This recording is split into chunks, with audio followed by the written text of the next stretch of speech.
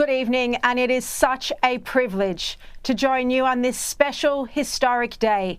We're standing by to take you live to the Israeli Parliament, where President Trump and Prime Minister Netanyahu will speak.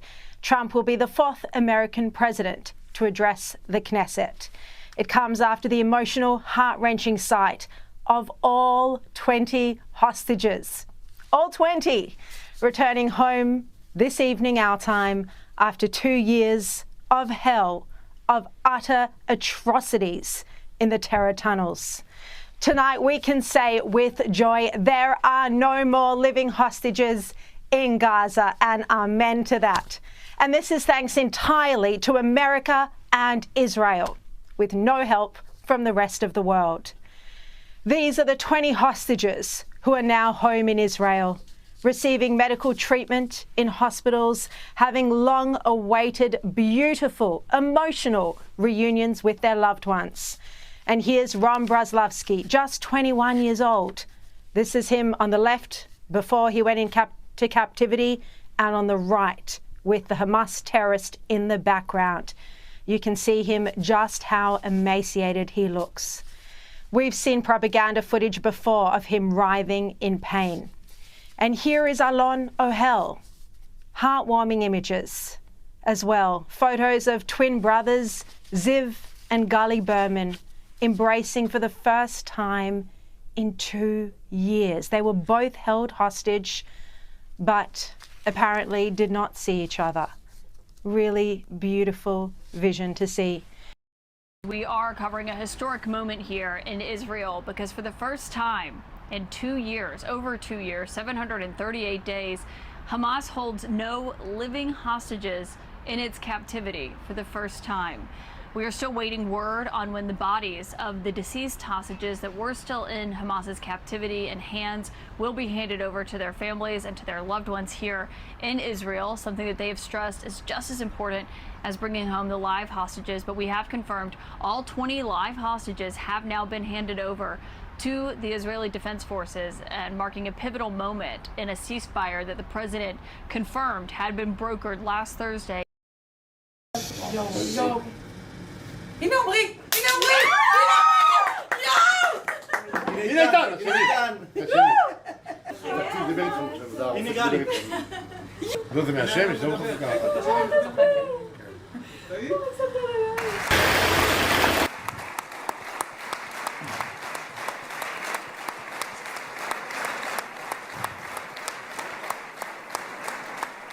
Now, I know that the teleprompters are working well, though I'm not using them.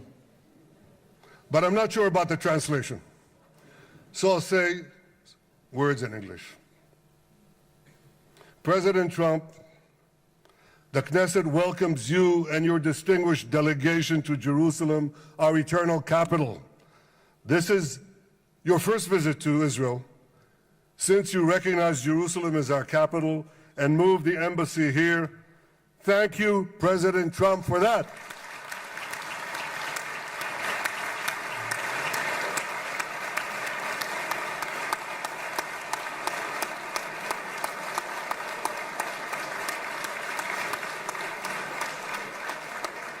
There are many other reasons to thank you since your last visit here.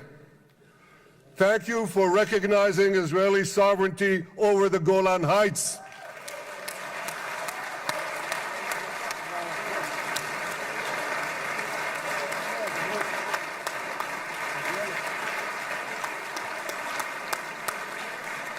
Thank you for standing up to the lies against Israel in the United Nations.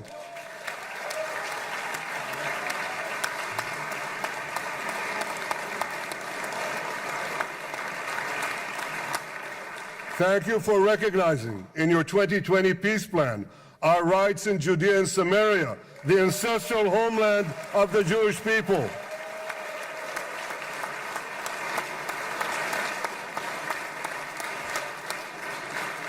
Thank you for brokering the historic Abraham Accords.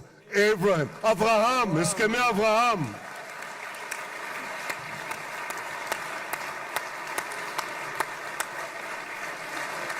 Thank you for withdrawing from the disastrous Iran nuclear deal.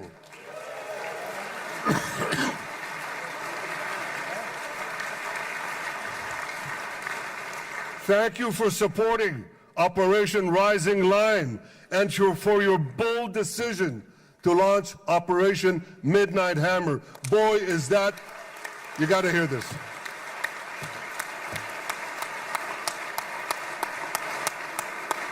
This is the most fitting name ever named for a military operation, because a little after midnight, you really hammered them.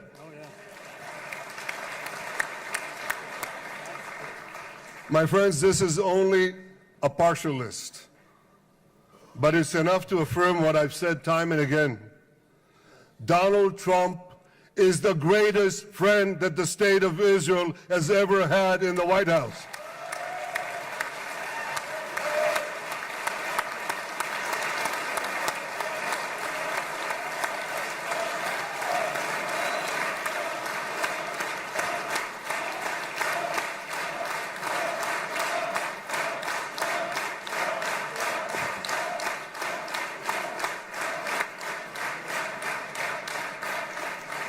No American president has ever done more for Israel. And as I said in Washington, it ain't even close. It's really not a match. Mr. President, today we welcome you here to thank you for your pivotal leadership in putting forward a proposal that got the backing of almost the entire world. A proposal that brings all our hostages home.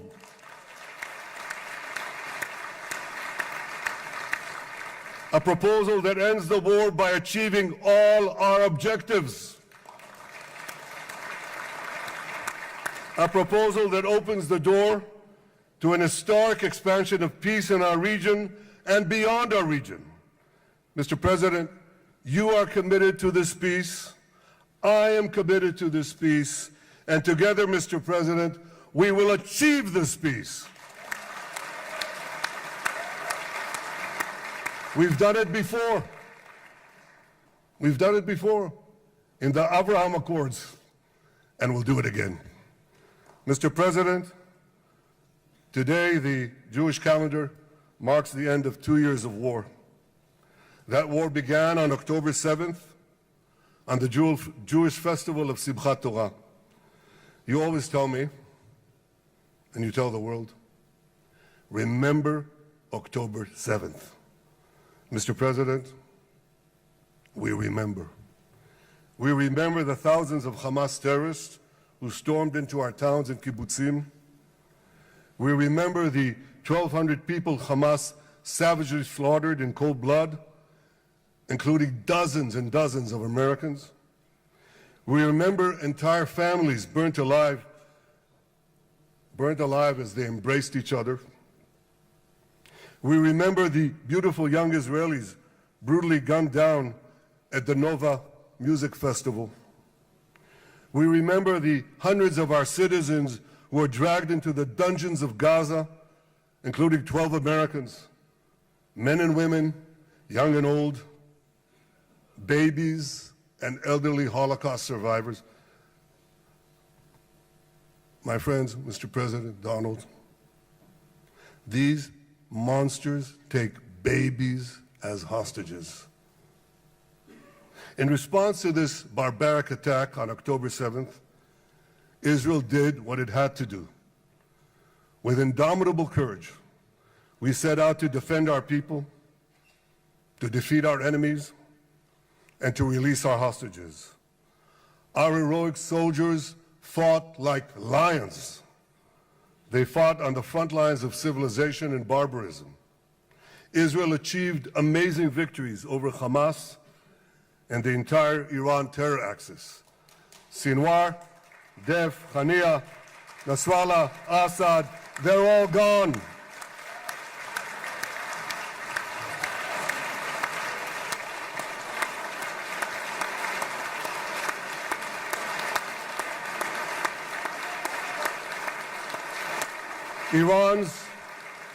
Iran's nuclear weapons and ballistic missile program with your enormous help, Mr. President, rolled back.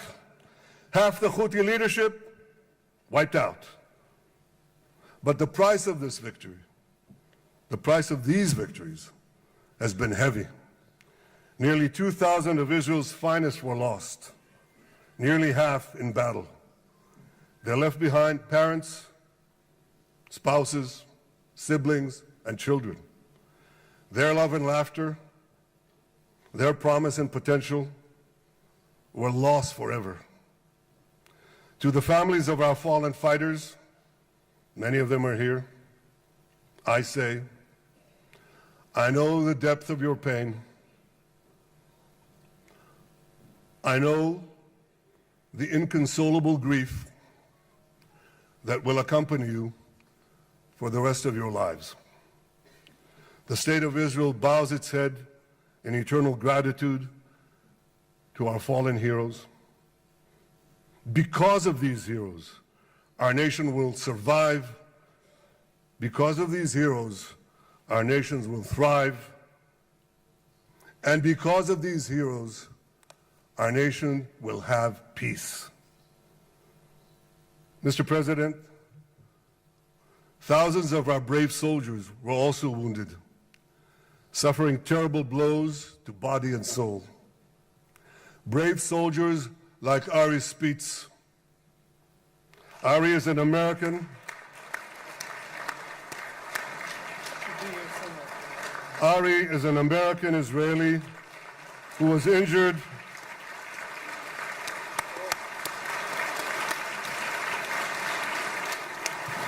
Knesset.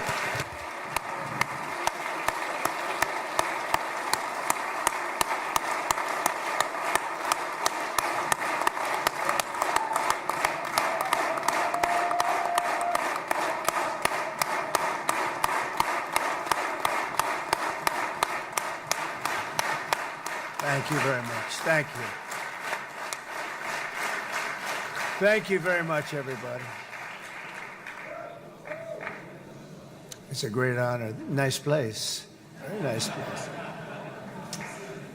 Mr. President, Mr. Prime Minister, Mr. Speaker, esteemed members of the Knesset and cherished citizens of Israel, we gather on a day of profound joy, of soaring hope, of renewed faith, and above all, a day to give our deepest thanks to the Almighty God of Abraham, Isaac, and Jacob.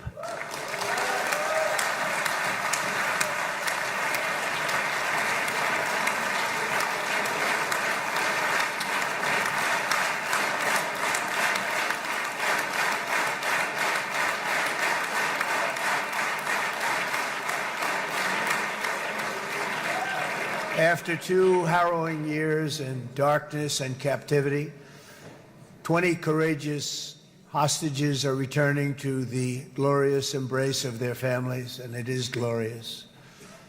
28 more precious loved ones are coming home at last to rest in this sacred soil for all of time.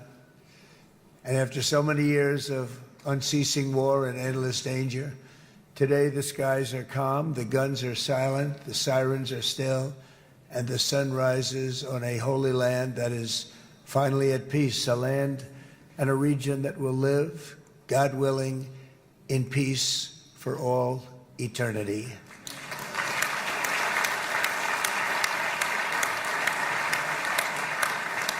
This is not only the end of a war, this is the end of an age of terror and death, and the beginning of the age of faith and hope and of God. It's the start of a grand concord and lasting harmony for Israel and all the nations of what will soon be a truly magnificent region. I believe that so strongly. This is the historic dawn of a new Middle East. I want to express my gratitude to a man of exceptional courage and patriotism, whose partnership did so much to make this momentous day possible. You know who I'm talking about. There's only one, Prime Minister Benjamin Netanyahu. Bibi, please stand up.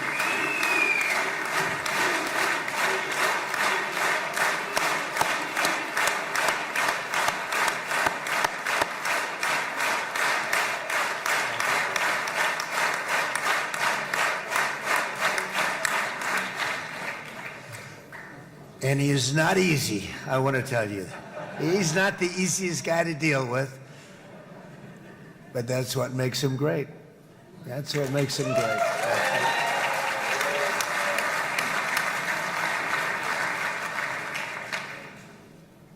Thank you very much, Bibi. Great job.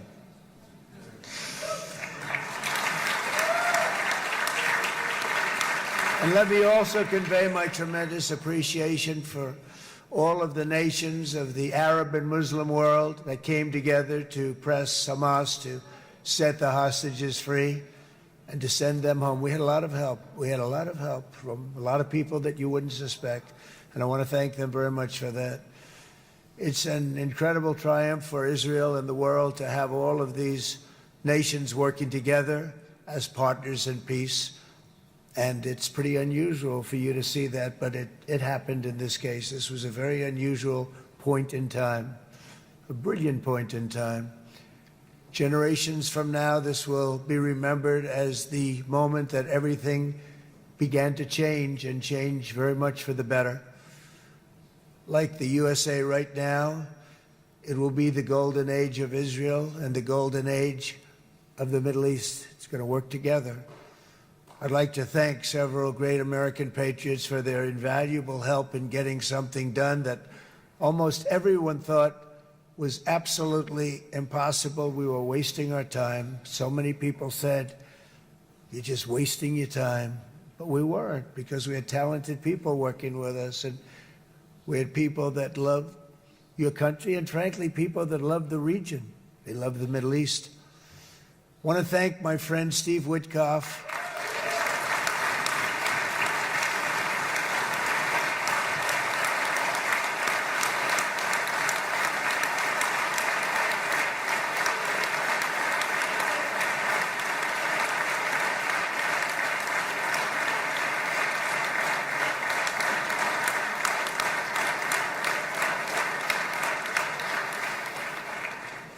You know, Steve was chosen by me.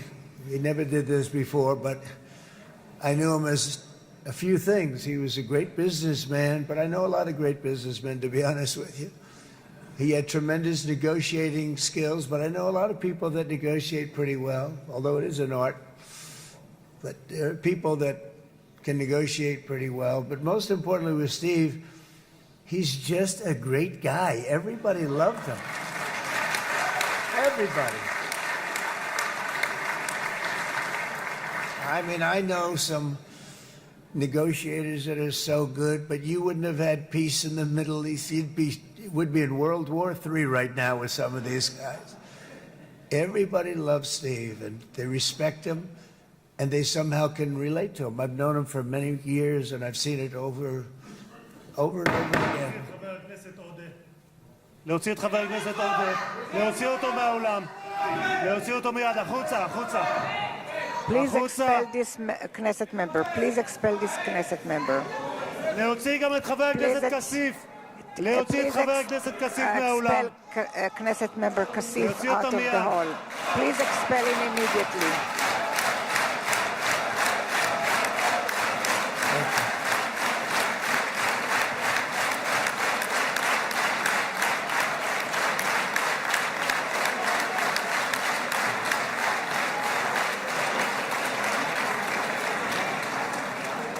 Sorry for that, Mr. President.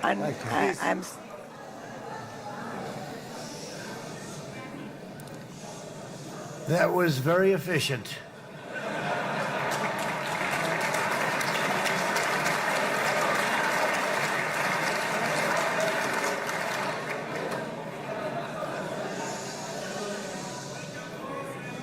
So back to Steve. He's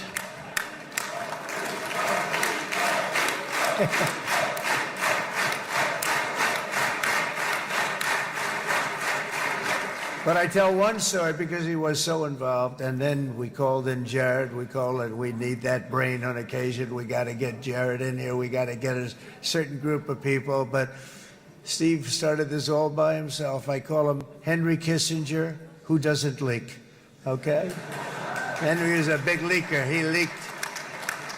Steve doesn't leak. Steve just wants to get the job done. He wants to do what's right. But I'll give you just a quick story because, as you know, he's working on the war with Russia and Ukraine, a war that would have never happened if I were president. A shame. 7,000 young soldiers a week are being killed. More than that this last week.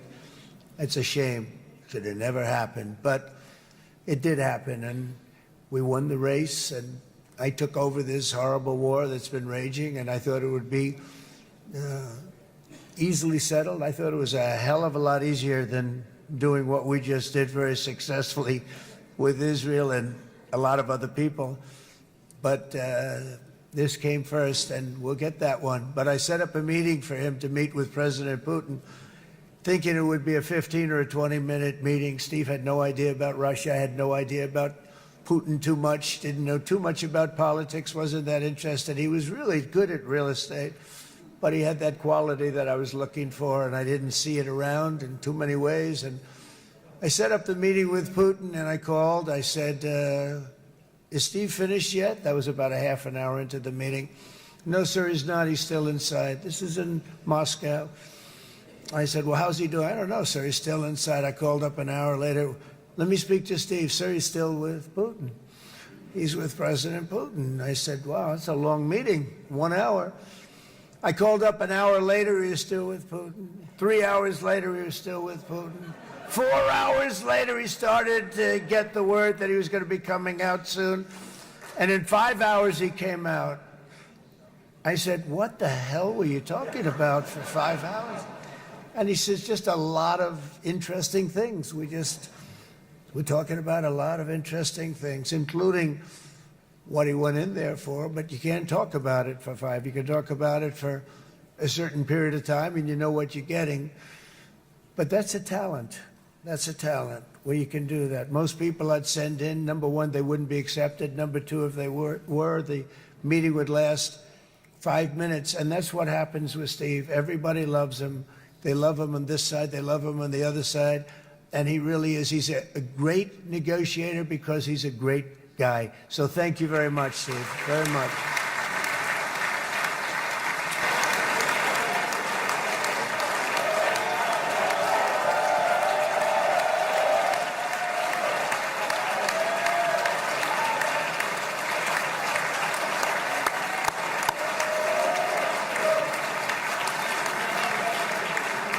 By the way, that was not in the speech, as you probably know.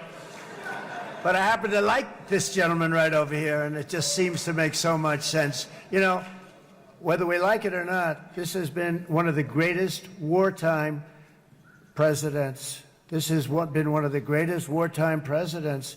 And cigars and champagne, who the hell cares about that?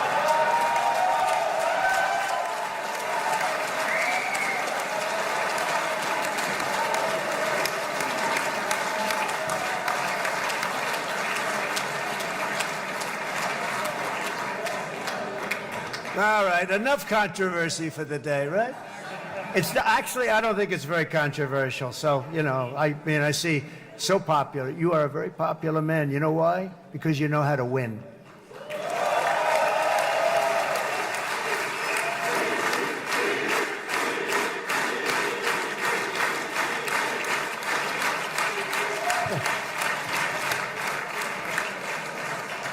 Over the past 2 years, I've met many of the families of the Israelis taken hostage and those that were taken hostage. Unbelievable. I've looked into their eyes. I've seen the worst nightmares of their suffering, but I've also seen something else, the beautiful love of the people, the love of people, frankly, that hold things together, the love that gives you the courage to carry on through thousands of years of persecution and repression and to emerge with the heart of David. It's the heart of David. It's that love that's defeated the enemies of civilization, built this incredible country and this unbelievable economy and forged one of the great democracies of the world. That is why it's a true honor to stand here today and address this assembly in your ancient and eternal now capital, Jerusalem. I'm proud to have helped in that regard. This city and this nation stand as living proof that a much brighter future for this entire region is truly within our grasp. For thousands of years, Jerusalem has been a home to Christians, Jews, Muslims, and people of all ethnicities and creeds. This is the holy center of the world's three great Abrahamic faiths. I like that too. Adorned, it's the first time I've seen that word in a while. Adorned with their sacred sites and alive with their pilgrims and visitors from every corner of the globe. But here between the Western Wall, the Temple Mount, and the hill called Calvary, people of every faith and background live, work, pray, serve, and raise their families side by side, and they do it with love. This example is just one of the modern miracles that Israel has given to the world. And just in closing, the leaders in this chamber know better than anyone else the challenges of this harmony, and it's been easily won. No, it hasn't. It has not been. It's been so tough, but it has been, some say, a miracle. What you've done is a miracle. Look at your size. Look at your chances when it all started. And you know, if you think about it, you are safer today, stronger today, and more respected today than at any time in the history of Israel. Think of it. People used to say it wouldn't exist. They don't say that anymore, do they? Yet if safety, security, and coexistence can thrive here in the winding alleys and ancient paths of Jerusalem, then surely peace and respect can flourish among the nations of the broader Middle East. The God who once dwelled among his people in this city still calls us, in the words of Scripture, the turn from evil and do good, to seek peace and pursue it. So he still whispers truth into the hills and knolls and valleys of his magnificent creation, and he still writes hope into the hearts of his children all over the world. And that is why even after 3,000 years of pain and conflict, the people of Israel have never given up from the threats of Zionism, from all sorts of threats. You want the promise of Zion. You want the promise of success and hope and love and God. And the people of America have never lost faith in the promise of a great and blessed future for all of us. From the very first day that modern Israel was founded, we have stood together through thick and thin of setbacks, and through victory and defeat, through glory and heartache. We have built industries together. We have made discoveries together. We have confronted evil together, and we have waged war together. And perhaps most beautifully of all, we have made peace together. And this week, against all odds, we have done the impossible and brought our hostages home.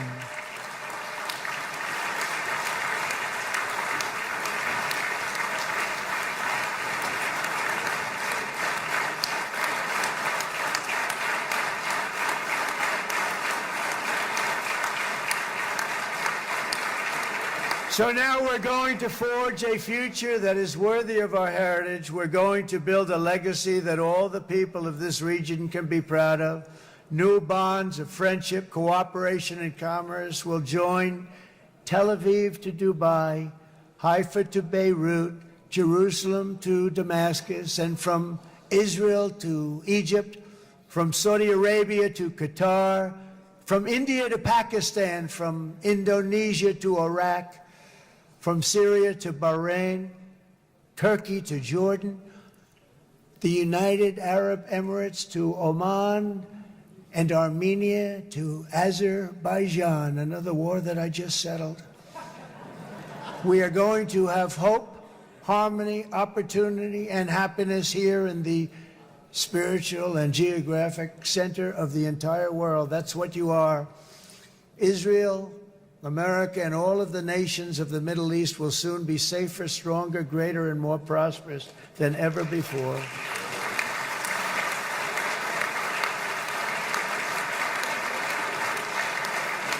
And I want to thank you all once again for this exceptional honor. This has been truly an honor. It's seldom that a president is invited to do this. And I love Israel. I'm with you all the way. You will be bigger, better, stronger, and more loving than ever before. Thank you very much. God bless you. God bless the United States of America. And God bless the Middle East. Thank you, everybody. Good luck. Thank you very much. Thank you.